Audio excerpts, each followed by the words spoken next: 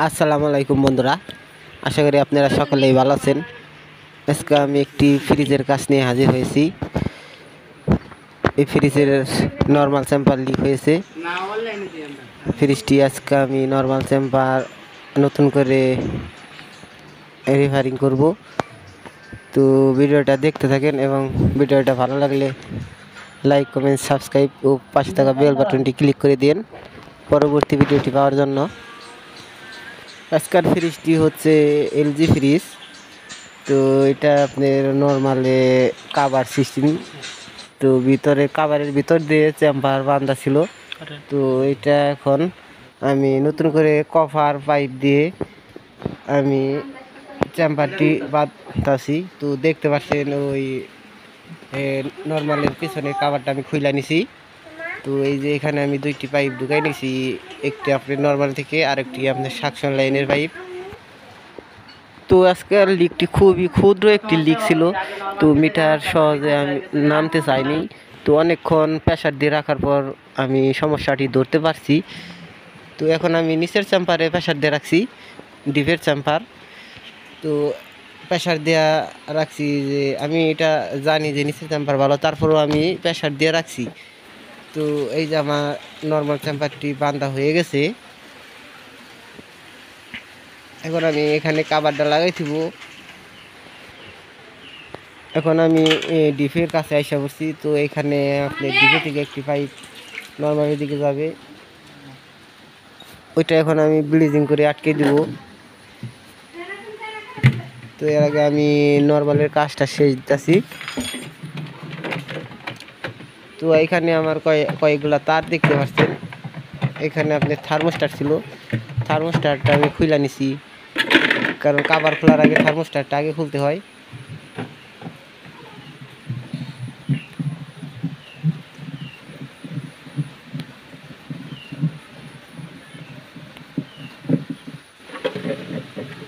তো কাভার লাগানি শেষ। এখন আমি থার্মোস্টারের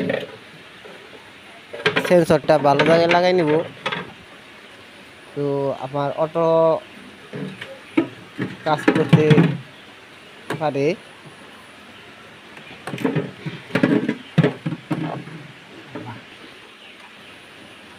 থার্মোস্টারটা সবসময় -20 ডিগ্রিতে কাজ করে। তো থার্মোস্টারটা আপনারা করলে সবসময় খেয়াল করে যে জায়গায় যে পিনটা ছিল সেই জায়গায় লাগাই নেবেন। তো এখন আমি এটা সেটিং করে নেব। 10 মিনিট উপর দিবে, তাই মনে করে মধ্যে কিছু আছে। কম মিনিট দিলে খবর কি করছে এতক্ষণের মধ্যে দেখো না ওটা।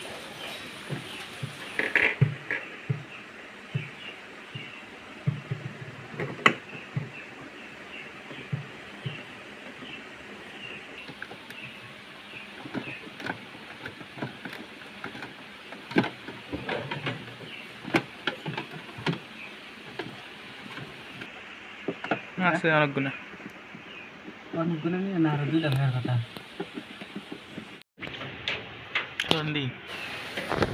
এখন আমি ডিপের পাইপের সাথে আমি নর্মালের আরেকটি পাইপ সংযোগ দিব।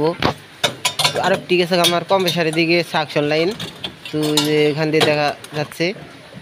তো হাতের ডান পাশে আমার দুইটি পাইপ আছে, একটি নর্মালের সাথে সংযোগ আর একটি সাকশন লাইন। তো এখন আমার জ্বালাই করা হয়ে গেছে। তো এই কাভারটা এখানে আমি এখন লাগাই নিব।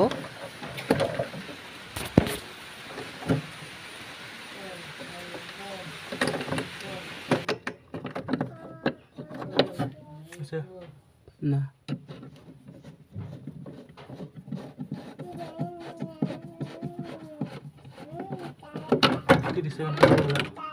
বাদ দে।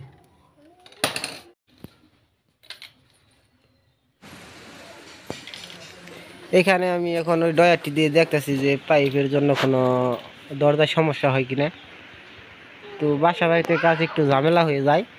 তো সবচেয়ে কাজ ভালো হয় দোকানে নিয়ে আসলে। তো অনেকেই ফ্রিজ দোকানে নিয়ে যাইতে চায় না, এর জন্য বাসায় কাজ করা হয়। তো এইখানে আমি পিছন দিয়ে সাকশন লাইনটা বাই করছি। তো 3টা বুগলা করে আমার বাইর করা হয়েছে, কারণ নিচে আমার কম্প্রেসারের কানেকশন ছিল, ইলেকট্রিকের কানেকশন আছে, এর জন্য আমি নিজ দিয়ে কানেকশনটা বাই করি নাই। ভাই বৃষ্টির মধ্যে বেরো আরি না ভাই, বৃষ্টি কমুক ভাই, স্টিল সেদ্ধি করে বের করা হয়েছে। তা বৃষ্টি কেদা রাস্তা আর হইতেছে মনে করুন রাস্তাঘাটের অবস্থা খুবই খারাপ, বুঝছেন কি? তো এখন আমি অম্পি ভাই আর আমি যাই নাই ভাই, গেলে ভাই ফুল করতাম চাম্পারটা এখন আমি system করতাম। প্রেসার দিতেছি। তো 250 উপরে উঠাইছি আমি প্রেসার দিয়ে, যেহেতু আমার ওয়া শোল আল্লাহ জ্বর চাম্পারটা এখন ঠান্ডা জ্বর। মজবুত আছে এর জন্য আমি বেশি প্রেসার দিছি। তো এখন আমি চাবিটা আটকাই দিতেছি, আটকাই দিয়ে দেখবো যে কাঁটাটা নামে কিনা। আচ্ছা তো কিছুক্ষণ দেখবো, দেখার পর তাহলে আমার কাজটা ঠিক আছে। এরপর ফ্রিজে গ্যাস ঢুকাবো।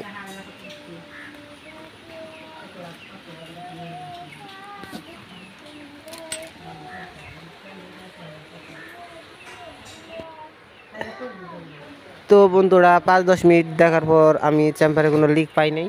তো এখন সমস্ত ফ্রিজ গ্যাস ভরার জন্য প্রস্তুত। তো এখন আমি ফিল্টারটা লাগাই নিছি। এর আগে আমি কন্ডেন্সারগুলো ফ্লাশ করেছি। তো ফ্লাশ এবং ব্লিচিং করা আমার প্রোফাইলে আরও ভিডিও আছে, যারা দেখতে চান তারা দেখে নিতে পারেন। তো এখন আমি ভ্যাকুম করতেছি। ভ্যাকুমের আগে আমার সাকশন লাইনটা জোড়া দিতে হবে। তো এখানে আমি এই সাকশন লাইনটি এখন কম্পিউটারের সাথে জোড়া দিয়ে নিতেছি।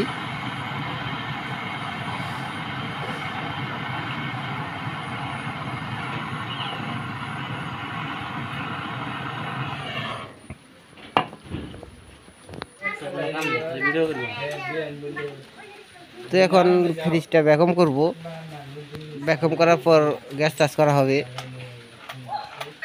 তো এর জন্য আমার হুস পাইপগুলো ভালো করে লাগাই নিতেছি। তো আরেক দিকে আমি আরেকটি হুস পাইপ লাগাই নিছি। তো এই কম্প্রেসারের সাথে নন লিডারের সাথে একটি হুস পাইপ লাগাই নিয়েছি লো গেজ মিটারের এক মাথায়। তো মাঝখানের মাথায় আমি লাল হুস পাইপ লাগাইছি।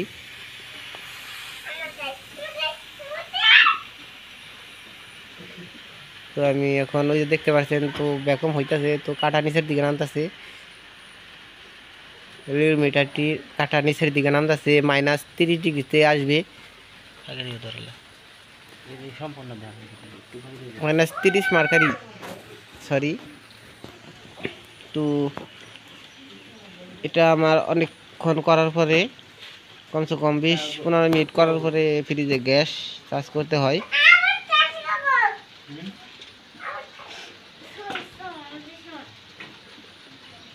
আমো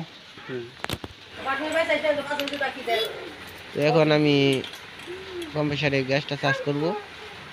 তো গ্যাস সিলিন্ডারের মাথায় আমি হোস পাইপের লাল মাথাটা লাগাই নিতেছি। তো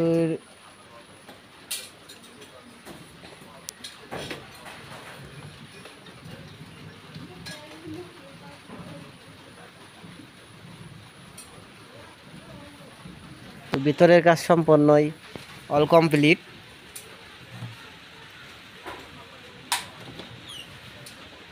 তো ডয়ারগুলো আমরা লাগাই দিছি।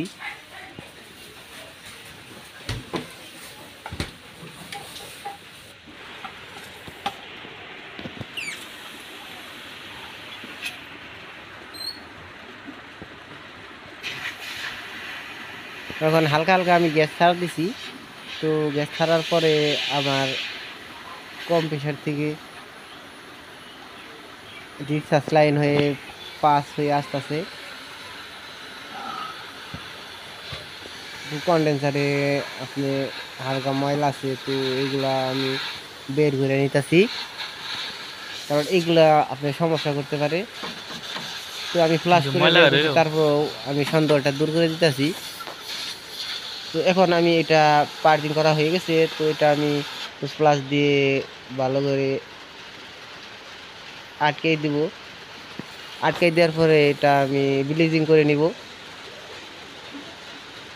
তো আজকের gas 600 number gas, 600 number running pressure আপনার 0 PSI থাকে। তো এই কম্প্রেসারে আপনার 600 নাম্বার গ্যাস আছে।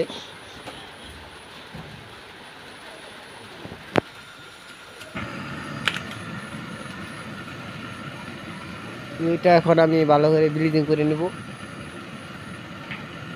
তো সম্পূর্ণ গ্যাস চাষ করার আগে এটাকে আগে ব্লিচিং করে নিতে হবে, কারণ যখন সম্পূর্ণ গ্যাস চাষ করা হবে তখন এই দিক দিয়ে ব্লিচিং করা যাবে না, কারণ প্রেসারে আপনার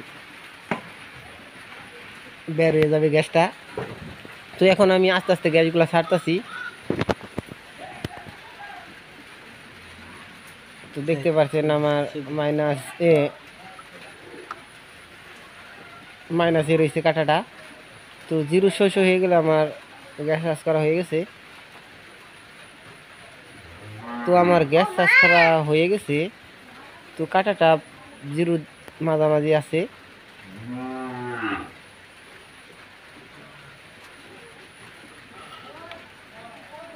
আরো হালকা একটু আজকের মতো এই পর্যন্তই। ভালো থাকেন সবাই, ধন্যবাদ সবাইকে।